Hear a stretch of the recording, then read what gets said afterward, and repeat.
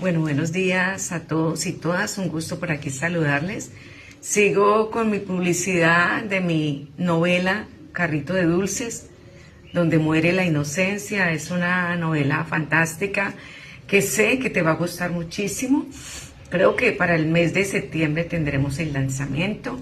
Y bueno, quiero que estés a la expectativa, que no te pierdas este lanzamiento y que puedas disfrutar de leer esta obra que ante todo es una radiografía de lo que se vive en los colegios públicos en nuestro país, que refleja uno de los tres grandes flagelos que abrigan las aulas de clases, que son depresión, bullying y drogas. Yo creo que ningún padre, ninguna persona quiere que un familiar caiga en estas redes. Te invito a estar atento al lanzamiento.